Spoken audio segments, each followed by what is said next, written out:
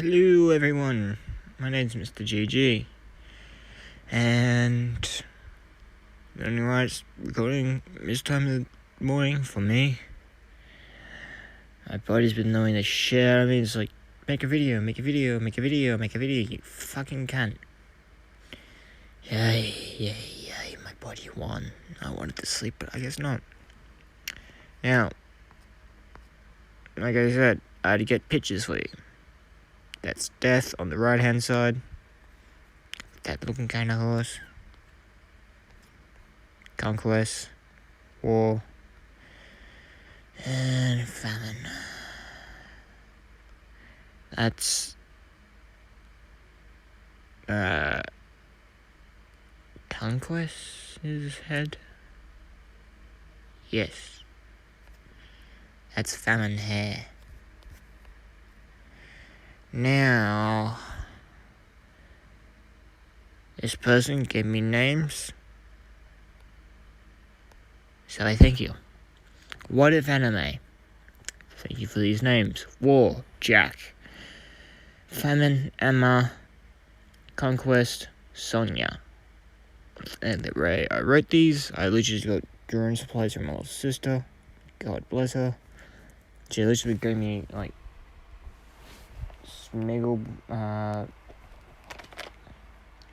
Smiggles scented sparkle pens.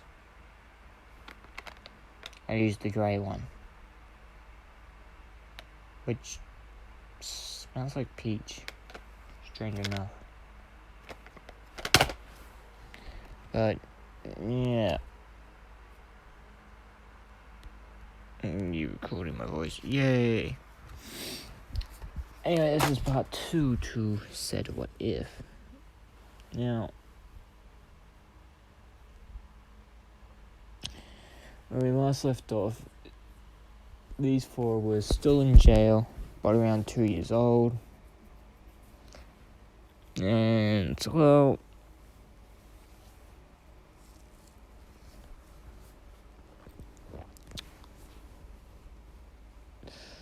things in the prison have gotten quite questionable, shall we say. So, the 4 horsemen, I'm just going to refer to what they are every now and then. Yeah. My phone turned off again. Fuck me. So I've turned the brightness on, so I know when it's turning off. 2 a.m. in the fucking morning. I'd rather be sleeping. Anyway, the goal of the experimentation is to, well, make these guys into weapons. Weapons of mass destruction. Now, they're already that. They're literally the 4 horsemen. But these guys don't know it. However, they do feel great fear when all 4 of them are together. You turn off and I'm gonna fucking kill you. I'll fucking lose my shit. Anyway. Yeah. They keep feeling this intense fear. Not even if they're all together, just with one of them. Now, I'm gonna say one of the doctors go to pick up Izuku bare-handed without safety suit. Now, the safety suit, right, is for precautions for now. It's not going to be like that forever.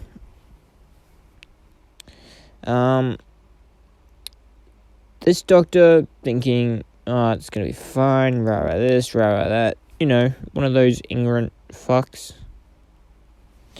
Yeah, this doctor dies within 2 to 3 seconds. With him just holding Izuku, puts him down immediately, and, well, it doesn't put him down, his arms fall off. As all the other doctors see this, and they see this young doctor basically dying right in front of them. As they see him turn slowly into a skeleton, as they see his arms immediately drop off, putting Izuku back in the crib blood splurting everywhere. Not a drop's landing on him, by the way.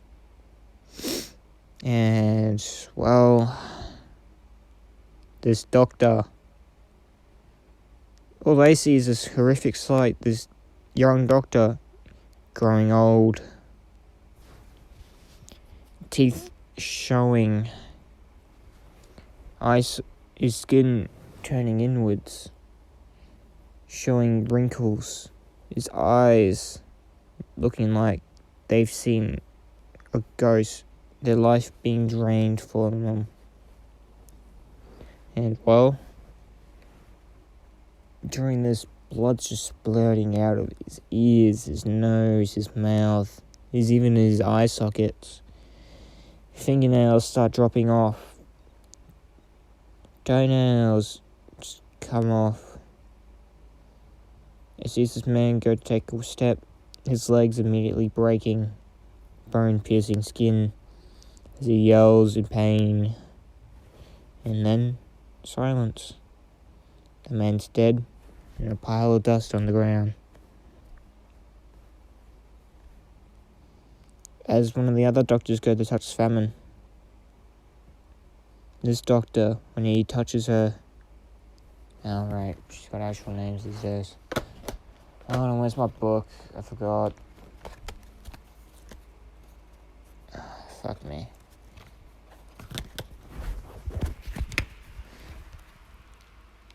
Emma, right. Sorry, it's really late. So one of these doctors go to touch Emma. They, well, immediately start getting hungry and hungrier and hungrier. I will not make them heroes. I don't see the point in making them heroes. As this young doctor, is getting hungrier and hungrier. As this doctor runs straight to the pantry, and the food immediately rotting.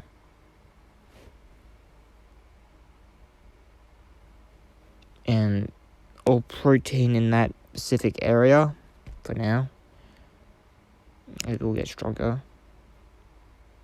Well, it is a pretty strong, but she's making it only affect that certain area, and she knows the doc can't leave.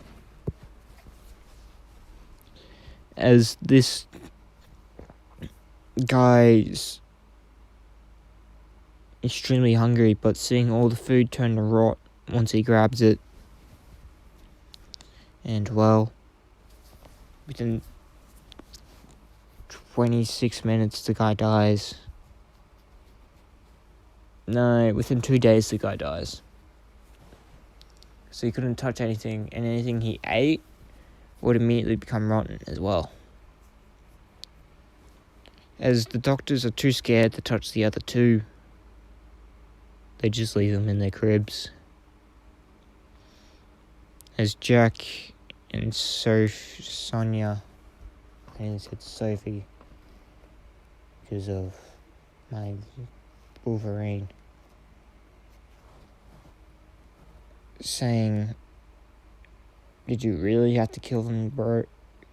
Really?"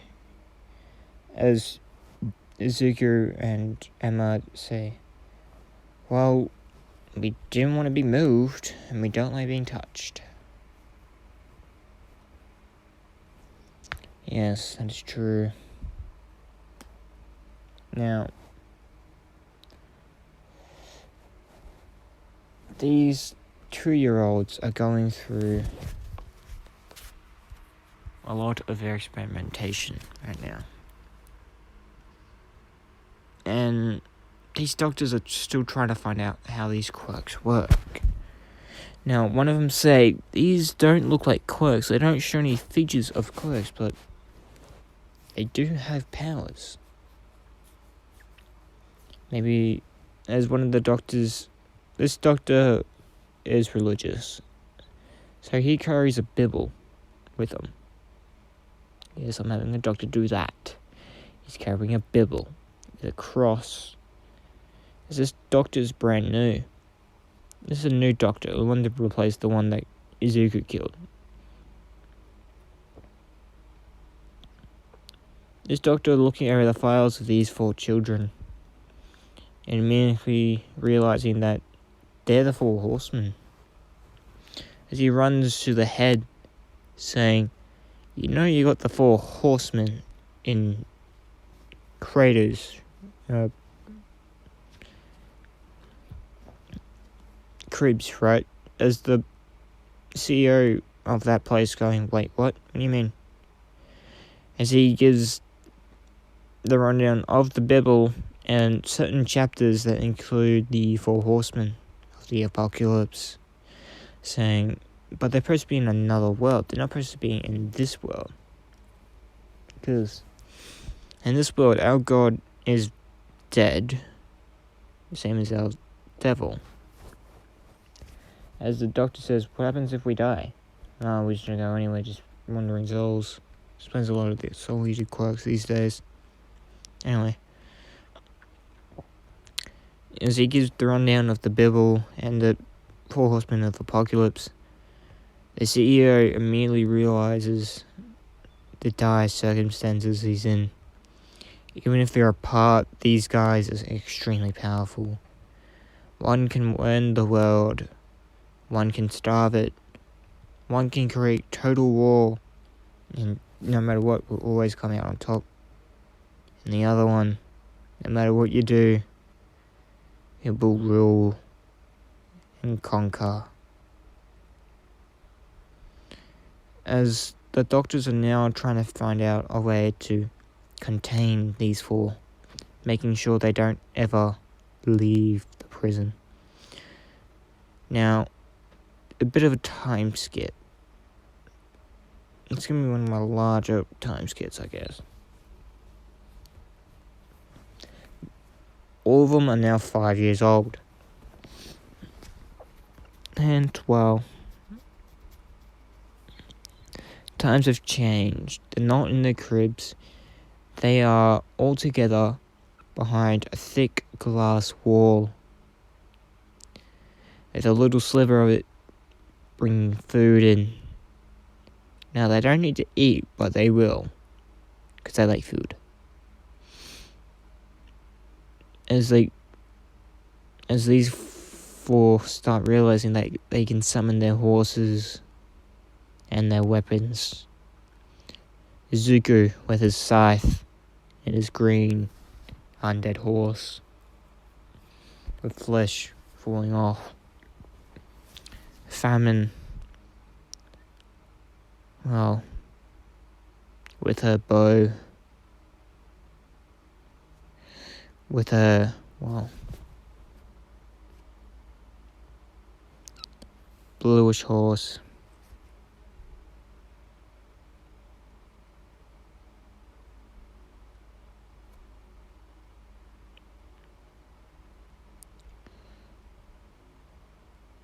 No, black, sorry, it's black. Yeah, with a black horse. War. Well, with his giant sword. And his red blazing horse. And conquest. I'm having conquest have guns. So he has 2 dual revolvers. Then his white, pale horse. Now that's Stripes' Conquest head, remember? You can either have 1 scythe or 2. You can dual wield. Let me know if I should give these guys secondary weapons as well. Or let them able to create any weapon they like. But, yeah, anyway. Anything but nukes.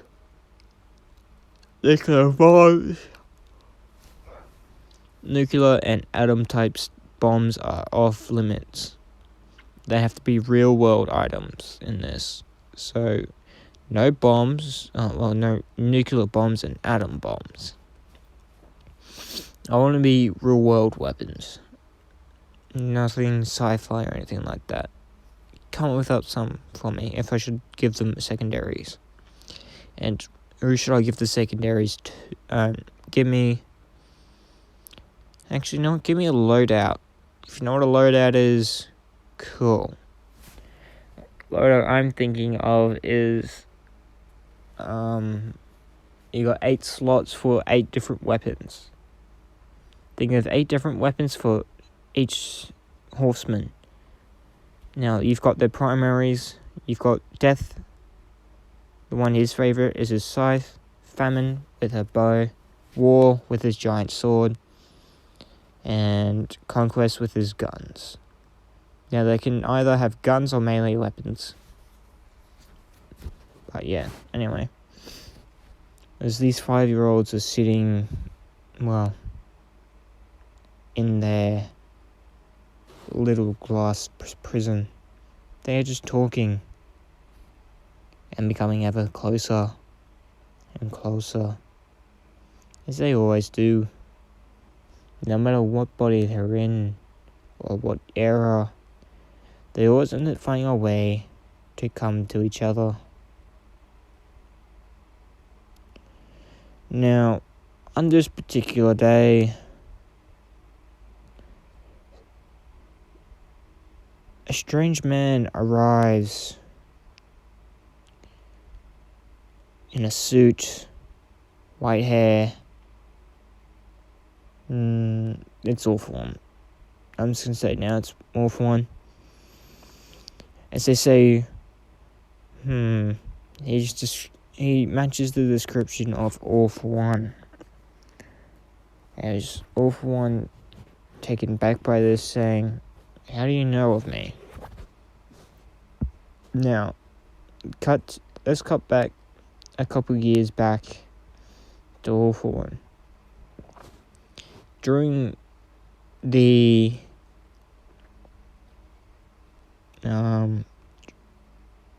3 years during those 5 years, he was trying to find out where these kids have been.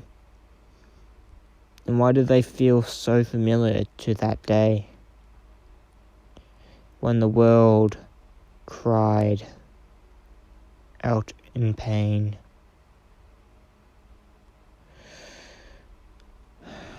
He's been looking and looking, pulling every resource he's got in, every favor, till he finally gets an answer. And that's on this day, he goes to take these kids. As well, Wolf One is standing in the cell with these 4 kids staring at him. As he says, "How do you know of me?" As Izuku speaks up, saying, "I'm able to speak to the dead, the past, the people you've killed. I'm also able to see what happens in the future in a way. The dead do not lie. They are unable." Now, Izuku's allowed to see a little bit in the future. Because when someone's dead, they're out of the space-time continuum type thing. As All for One wants an explanation, but he spent too much time in this prison already.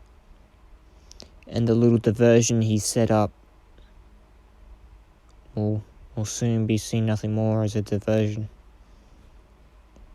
As the kids look around, War points out the cameras aren't on.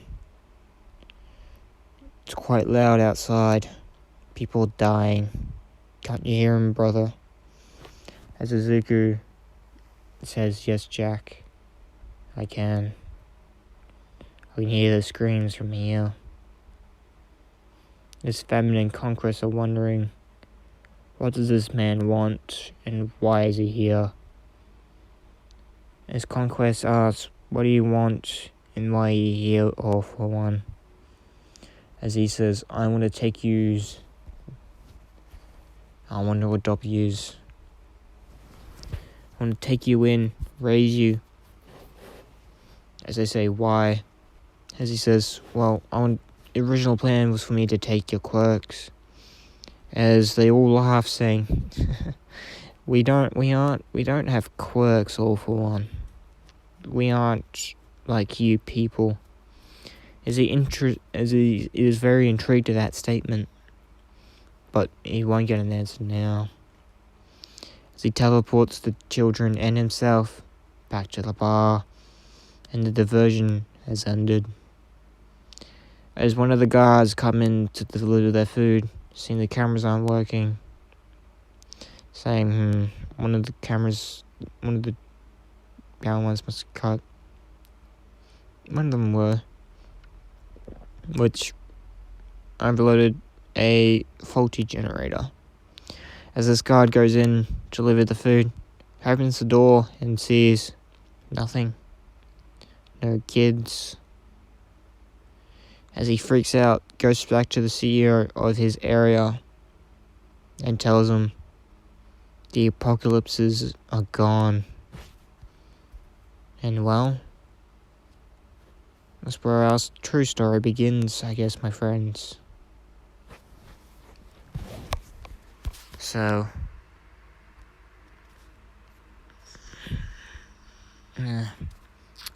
I'll end it off here tonight. It's nearly 3 a.m. And I will talk to you guys later today. Good night. Goodbye. Love you all. And hope the world does not end.